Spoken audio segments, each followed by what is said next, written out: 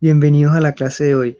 Veremos lo que es morfología y estructura bacteriana. Este es un tema bastante interesante, viéndolo desde un punto de vista que nos ayuda a comprender el fascinante mundo de las bacterias y comprender las distintas formas que éstas adquieren en su medio ambiente. Vamos a comenzar primero definiendo qué son las bacterias. Las bacterias son microorganismos unicelulares que se reproducen por fisión binaria. La mayoría son de vida libre, a excepción de algunas que son de vida intracelular obligada, como clamidias y rickettsia. Tienen los mecanismos productores de energía y el material genético necesario para su desarrollo y crecimiento. Las bacterias integran el reino procariota, pro que significa primitivo y cariota que viene de núcleo. Es decir, son organismos carentes de núcleo. Por ende, su material genético está suspendido en el citoplasma y no en estructuras cromosómicas como en los eucariotas. Todos los organismos vivos se pueden dividir en dos tipos celulares, eucariotas y procariotas. Estos tienen estructuras en común como la membrana celular, los ribosomas encargados de la síntesis proteica y el ácido desoxirribonucleico o ADN portador de la información genética. Los organismos multicelulares, animales y plantas están constituidos por células eucariotas. Dentro de este esquema, las bacterias son microorganismos unicelulares procariotas, y en este reino, según criterios evolutivos, diferenciamos dos grupos. Las arqueobacterias, que comprende bacterias sin peptidoglicano, como las anaerobias, que viven en condiciones ácidas calientes, las que viven en condiciones salinas, y las que reducen el anhídrido carbónico a metano. Por lo tanto, estas las encontramos en las profundidades del mar, en las aguas saladas y en las fuentes ácidas. Y en un segundo grupo tenemos las eubacterias. Estas, en cambio, viven en el suelo, el agua y los organismos vivos. Entre ellas se encuentran las bacterias de interés médico, las bacterias verdes fotosintetizadoras, las cianobacterias y las bacterias púrpuras fotosintetizadoras. El tamaño de una bacteria oscila entre las 0.5 y 3 micras, pudiendo llegar en algunos tipos a 10 micras. Las bacterias de interés médico tienen un tamaño entre 0.4 y 2 micras. Estos son solo visibles al microscopio óptico o electrónico. Ahora vamos a explicar la diferencia entre una célula procariota y una eucariota. Como característica principal, los procariotas no poseen compartimentos intracelulares delimitados por membrana, por lo que carecen de membrana nuclear, a diferencia de los eucariotas. También es importante destacar que el ADN procariota es circular y cerrado, mientras que el eucariota se organiza en cromosomas individuales y se asocia a proteínas de tipo histona. Las bacterias poseen una pared celular compuesta por peptidoglicano, a excepción de los micoplasmas, mientras que las células eucariotas no tienen este tipo de pared. La reproducción en los eucariotas puede ser tanto sexuada como asexuada, mientras que los procariotas se reproducen por división simple. El tamaño de la célula eucariota es mayor que el de la procariota. Los procariotas no poseen citoesqueleto a diferencia de los eucariotas. Otra diferencia es la presencia de fimbrias o pilis en las bacterias. Los procariotas pueden poseer flagelo, mientras que los de las eucariotas sí lo poseen. Estos tienen una estructura más compleja. Por último, mencionar que mientras las células eucariotas se reproducen por mitosis, las procariotas lo hacen por fisión binaria. En dicho proceso, las células crecen, se forma un tabique y finalmente se desprenden dos células nuevas. En este proceso se produce también la replicación del ADN, de forma que las células hijas contienen cada una un duplicado idéntico del genoma de la progenitora. Morfología bacteriana. La forma de las bacterias al microscopio está determinada por la rigidez de su pared celular. La forma de las bacterias es muy variada y a menudo una misma especie adopta distintos tipos morfológicos, lo que se conoce como pleomorfismo. De todas formas, podemos clasificar tres tipos fundamentales de bacterias. Coco, que son de forma esférica, estos pueden ser diplococo, que son cocos en grupos de 2, tetracoco, cocos en grupos de A4, estreptococo, que estos son cocos en cadena, estafilococo, cocos en agrupaciones irregulares o en forma de racimo de uva. La forma bacilo, que se ve así como un bastoncillo. Formas helicoidales, que tenemos el vibrio, ligeramente curvados y en forma arriñonada o de un maní. Espirilo, en forma helicoidal rígida o en forma de rizo. Espiroqueta, en forma rizada, bastante flexible, con un pequeño espiral. Algunas especies presentan incluso formas tetraédricas o cúbicas.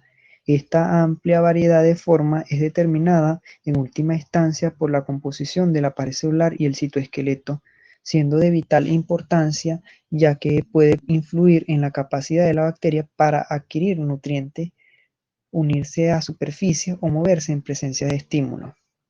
La morfología bacteriana debe ser observada con el microscopio óptico o el microscopio electrónico, dado el tamaño pequeño de estos microorganismos. El más usado en el laboratorio es el microscopio óptico de campo claro, pero existen otros como el microscopio óptico de campo oscuro, en los que los organismos aparecen brillantes en fondo oscuro. Este microscopio permite la visualización de bacterias difíciles de colorear, como el treponema pálido, agente de la sífilis. Las bacterias pueden observarse sin tinción si se les coloca en glicerol o soluciones no acuosas que aumenten el índice de refracción, o con tinción usando distintas coloraciones que mejoran su visualización, ya que son células incoloras. Dichas tinciones se basan en la afinidad que presentan los colorantes por las estructuras bacterianas. El examen en fresco no es el más usado para observar la morfología bacteriana, porque las bacterias tienen citoplasma incoloro y su índice de refracción no difiere mucho del vidrio y del agua. Con esta técnica se puede verificar la existencia de bacterias y evidenciar su capacidad para moverse. El examen en fresco también puede ser usado con técnicas especiales como la tinción con tinta china, que nos permite determinar la presencia de cápsula rodeando a la bacteria. La mayoría de las bacterias se multiplican rápidamente y son visibles como colonias cuando se las siembra en medios de cultivo sólidos adecuados. Requieren una incubación de aproximadamente 24 horas en una atmósfera que favorezca su desarrollo a temperatura óptima. Pero existen excepciones como Mycobacterium tuberculosis que requiere para su desarrollo de 2 a 8 semanas de incubación. Una colonia está constituida por los descendientes de una o pocas células.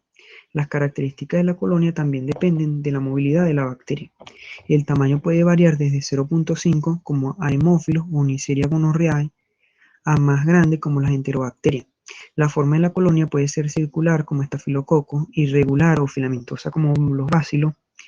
Los bordes pueden ser ondulados, característicos de los bacilos largos como Bacillus anthracis, en sierra o dentados como Yersinia pestis, o lisos, por ejemplo, Proteus vulgaris o Escherichia coli.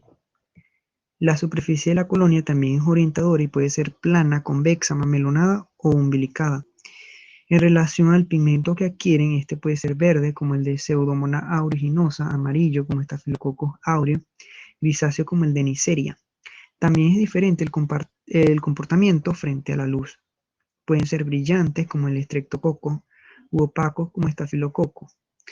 Estos pueden presentar olores particulares, como el frutal de Pseudomonas aeruginosa o el putrefacto de los anaerobios. Podemos clasificar las estructuras bacterianas en internas. Acá incluimos el material genético, los ribosomas y los cuerpos de inclusión, y las externas o de la envoltura nuclear engloba la membrana plasmática, la pared celular que la recubre, la cápsula y los apéndices como fimbre y flagelo. Estructura citoplasmática, tenemos el material genético que está formado por ADN cromosómico. El ADN tanto procariota como eucariota se compone de dos cadenas helicoidales de nucleótidos, de purina y de pirimidina, unidos entre sí por enlaces de hidrógeno formando una doble hélice según el modelo de Watson y Crick. Las bacterias no poseen membrana nuclear, nucleolo ni aparato mitótico y nunca configuran una masa cromosómica definida. Esto las diferencia de las células eucariotas. Aunque no existe un núcleo delimitado, hay una zona nuclear o nucleoide. Su material genético está constituido por una molécula de ADN circular enrollado sobre sí mismo. Los plásmidos, estos constituyen el material genético extracromosómico, están constituidos por secuencias cortas de ADN circular bicatenario que pueden existir y replicarse independientemente del ADN cromosómico y son heredados por las células hijas. Aunque no son esenciales para la vida de la bacteria, generalmente proveen a esta una ventaja selectiva, por ejemplo, resistencia a los antibióticos, nuevas capacidades metabólicas, patogénicas, cuando codifican para factores de virulencia como toxinas u otras numerosas propiedades. Estos pueden transferirse de bacteria a bacteria mediante un proceso denominado conjugación. Los ribosomas, estos están libres en el citoplasma, compuestos por proteínas y ácido ribonucleico. Su coeficiente de sedimentación es de 70 S con dos subunidades, una de 50 y otra de 30. Pueden presentarse aislados como polirribosomas, asociados a ARN mensajero y a ADN cromosómico. Un mismo ARN mensajero puede ser traducido por varios ribosomas simultáneamente durante la síntesis proteica. Los cuerpos de inclusión, estos son gránulos de material orgánico o inorgánico, algunas veces rodeados de membrana. En general funcionan como almacenamiento de compuestos energéticos que son usados como fuente de energía. El glucógeno constituye el principal elemento almacenado por las enterobacterias. Estructura de la envoltura nuclear. Aquí tenemos la membrana celular, que es una estructura vital para la bacteria. Esta representa una barrera que separa el interior del exterior celular.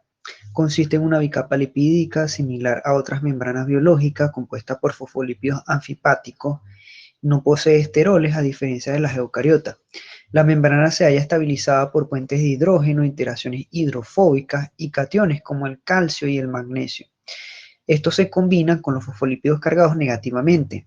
Insertas en ella se encuentran múltiples proteínas transmembranas que facilitan el transporte de sustancias hidrofílicas a través de esta. Los mesosomas, estos son invaginaciones de la membrana plasmática que forma vesículas o túbulos. La membrana celular cumple la función de barrera osmótica, tiene permeabilidad selectiva y permite el ingreso de nutrientes y la salida de desechos por mecanismos de transporte activo y pasivo. En ella se encuentran los sistemas de fosforilación oxidativa y el transporte de electrones para la producción de energía. Además, tienen las enzimas necesarias para la síntesis de lípidos de la pared celular, de la cápsula.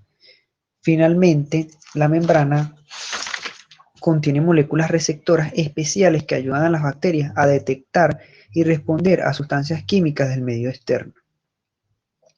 La pared celular, esta está ubicada por fuera de la membrana plasmática, es una estructura vital para las bacterias que la poseen.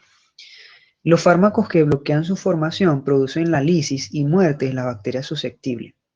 Excepto los micoplasmas, todas las bacterias tienen una pared celular que les da la forma y las protege de las lisis osmóticas.